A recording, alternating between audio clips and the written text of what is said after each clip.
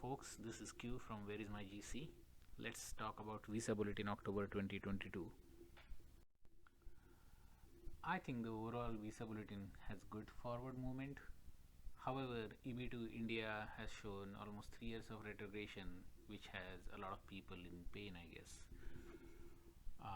What I think of it is that generally USCIS has shown good operational control across all the other categories except EB2 India, where it is really poor management the way they have moved the dates back and forth. I expected 6 months retrogression. 3 years is, I think, too much. I do think things will snap back, and I do remain hopeful for India, EB2 India. But EB3 India could be a little bit of a tough spot. We will reset the model very soon, 1st of October, and then we will be able to tell you much better how 2023 looks. Okay.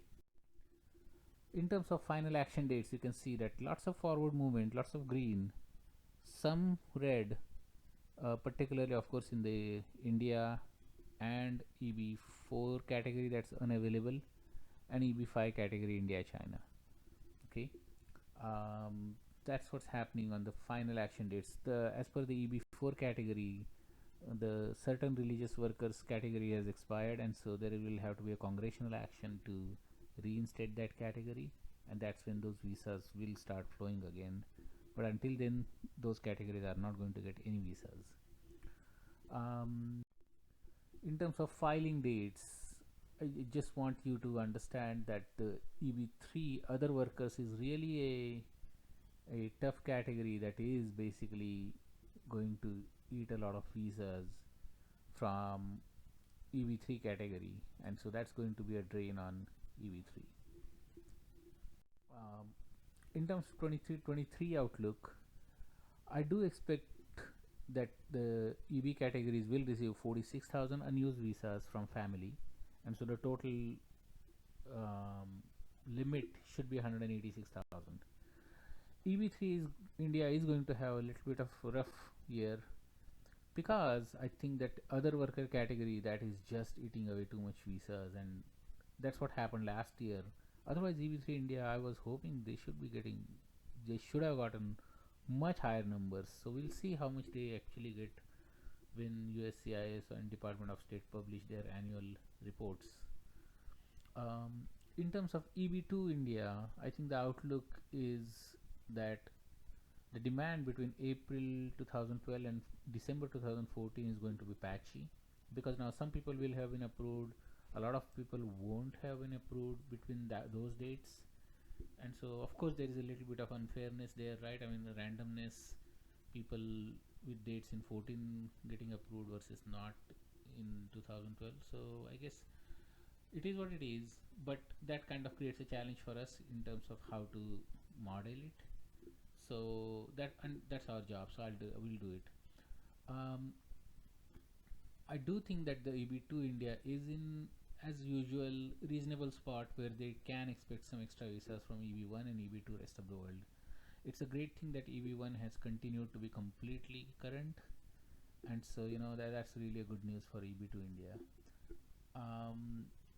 As I said, we will reset the model on October 1st to reflect the reality, and as time goes by we will know much better whether EB2 India is going to get stuck in 2012 or does it have some future. I mean, as of now we will have our point of view, and that's what we will reflect in the reset when we do it on October 1st. Generally speaking, I really want people to understand that our forecast generally is actually quite accurate, because we do model downside as well as upside. So when you look at the forecast, don't just look at the average case scenario and say, hey, I have to get my green card in this month. No, that's not how it works, because there are so many variables on the upside and downside. So please consider all the 3 scenarios. It would definitely help if USCIS publish data, but because they don't, we have to make some guesses, which kind of introduces error in the forecasting, right? But that's our job and we do it anyway. But I guess, yeah, it would definitely help USCIS to be publishing specific data month by month, because then the model just has to go through the algorithms to predict certain dates, right? There is some interesting new functionality. I just want you to let you know that what we are going to do is we are going to also roll out a new functionality about case milestones and timelines. So each case has certain things happening, right, as it processes, and so we'll let you know what processing milestones you should expect in future, and approximately what, how many days there could be between two milestones. So it kind of gives you some decent idea about how your case will be processed, because there are so many questions around how, what am I going to see next after something happens, so somebody says, hey, my fingerprints were taken by them, but then I haven't heard back for a while. So I think this kind of tool will help you gain that kind of insight, as long as your case is not subject to retrogression. And the only cases that are subject to retrogression are really 485. So I think hopefully this should help you, and this will all be in the same plan. I mean, this is just included in our normal paid plan. So give us about a couple of weeks and we expect to roll this out. A final word, people, don't despair. Don't just look at that Visa Bulletin and despair that, hey, my dates have gone back to 2012. I do think there is some, it's not as bad as it looks, but generally speaking, I mean, focus on life and career. That's our advice.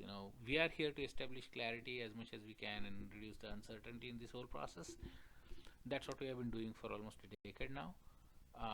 But our first and foremost advice is just focus on life and career. Green card will happen without a doubt. I mean, just hang around. All right. So wish you all the best. Godspeed to your freedom, and I'll talk to you next month.